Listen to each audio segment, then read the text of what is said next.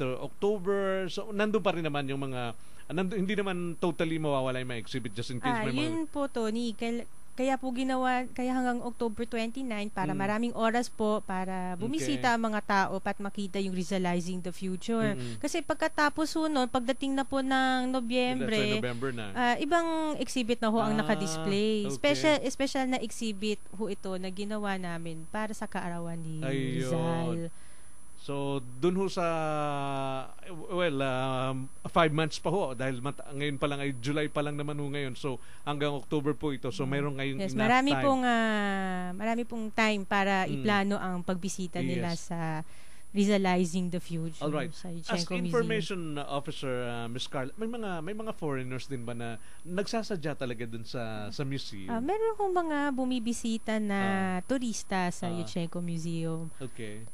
And dito sa pagbubukas natin itong ating exhibit tungkol kay Jose Rizal, ano yung kumbaga, although si Rizal ay kilala hindi lang ng mga Pilipino dahil you mentioned Europa, di ba? Naging matagal siya sa Europa, napakarami niyang alam.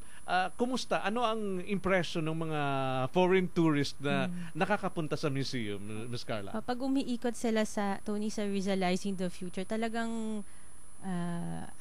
sobrang na-admire nila si Rizal. Na-inspire talaga sila na wow, ang galing-galing niya at nagawa niya lahat ito.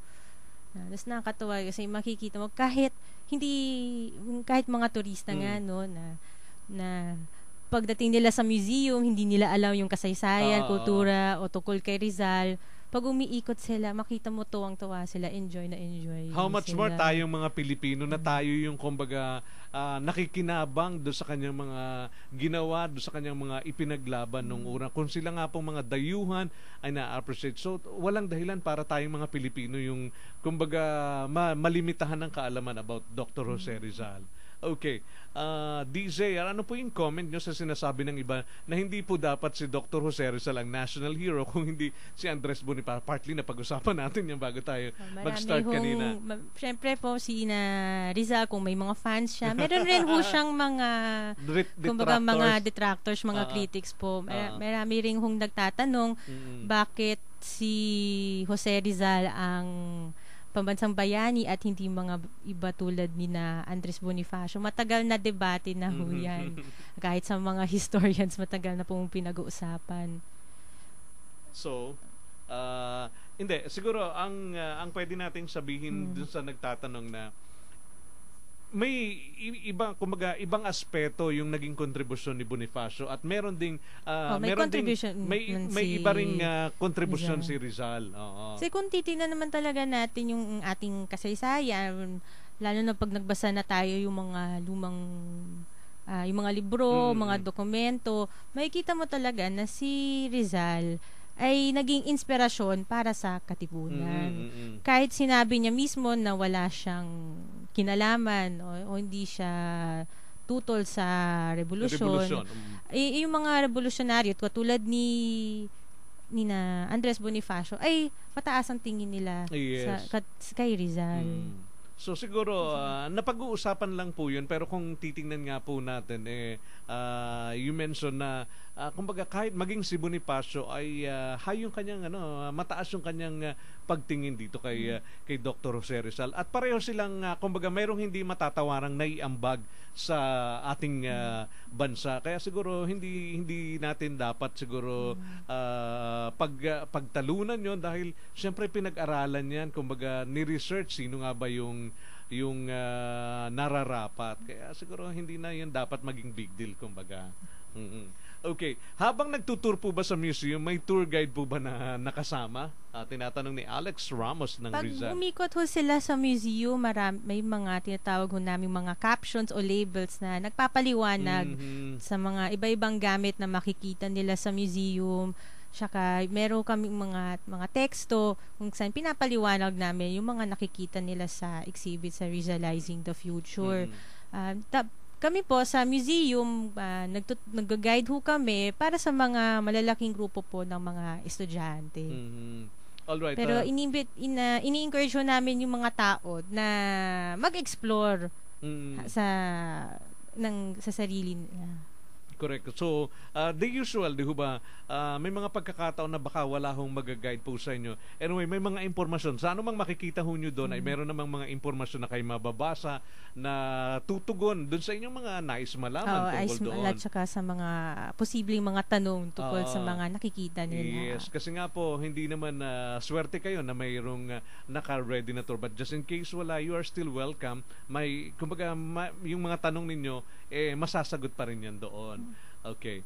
So, hanggang October po of this year ay ito hong exhibit po na ito na naglalayon nga po na siguro wag naman nating kalimutan or kung hindi man malimutan madagdagan pa rin po natin yung ating kaalaman tungkol nga po dito kay Dr. Jose Rizal. Kaya po ang Yuchengco Museum dyan po sa Makati ay nag-iimbita sa lahat ng ating mga kababayang Pilipino na samantalahin po itong pagkakataong ito dahil after October, ibang exhibit naman yung inyong gagawin doon. So mahaba-haba pa hong panahon ang nakalaan po para sa atin and doon sa mga late tuners or yung mga viewers na maari ngayon lang.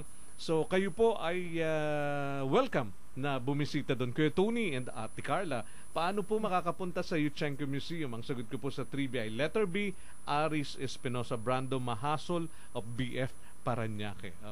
Siguro hindi niya na pakiulit yung ating location para kay Brando na baka ngayon lang siya nag-monitor kaya hindi niya alam kung saan yung ating address. Ang Yuchengco Museum ay nasa RCBC Plaza sa kanto ng Ayala at ng Senator Hill Puyat o kung mas alam ng mga tao ay Buendia sa Makati City. Ang maganda ho sa lokasyon ho namin madali hong puntahan ang museum at ang RCBC Plaza kasi sa kanto ho sa baban at sakayan ho ng mga jeep at ng mga bus at pwede rin ho silang sumakay ng LRT station sa Buendia at mag-bus papunta sa sa Makati Post Office or pwede rin ho sila mag-MRT sa Buendia Station at pwede ho silang magsakay ng jeep papunta sa RCBC Plaza. Madali lang pong puntahan. Itanong nyo lang saan ba yung RCBC Plaza? Maituturo pa dahil isa ho yan sa mga kilala dyan sa lugar na yan. Okay. Sabi nga dito, Rizal was the greatest product of the Philippines and his coming to the world was like the appearance of a rare comet whose rare brilliance appear only every other century. Diba? Ibang klase yan yung sinasabi ni testimonial ni Ferdinand Blumentritt. And marami pa. Kumbaga, kung magbabasa lang tayo ng kwento about Rizal. Kaya nga na-impress ako dun sa kasama ko kay Johnny na ang dami niyang alam kay Rizal. So kayo din ay pwedeng madagdagan pa yung inyong nalalaman about Dr. Jose Rizal. So bago tayo magtapos, Miss Carla, I'm giving you the floor to invite again yung ating mga viewers and yung ating mga radio listeners na sadyain kayo dyan sa Yuchengco Museum. At ulitin mo na rin na murang-mura lang po yung entrance fee para ho dun sa ating mga nagtatanong. So, inibitahan namin kayo na makita ang exhibit na Rizalizing the Future sa Yuchengco Museum. Kami po ay nasa RCBC Plaza sa kanton ng Ayala at ng Buendia sa Makati.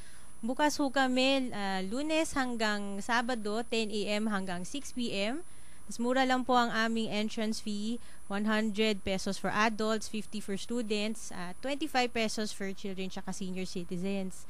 Tapos kung may mga tanong ho sila tungkol sa Rizalizing the Future at pagbisita sa Yuchengco Museum, pwede ho silang tumawag sa amin sa 889-1234. 889-1234. Yes, 889-1234 at pwede rin bumisita sa aming website sa www.yuchengcomuseum.org. Okay. Tapos para sa mga may Facebook tsaka may Twitter, pwede nyo kaming sundan sa facebook.com/Yuchengco Museum tsaka sa twitter.com/Yuchengco Museum. And part din ng event ito, itong nakaschedule na ito on the 23rd, that's Saturday. Ito. Tony Mer, kasi syempre meron ko kami mga kasabay ng exhibit na ito, yung Rizalizing the Future. Meron kaming mga nakaplano na ibang events. para pang complimentary para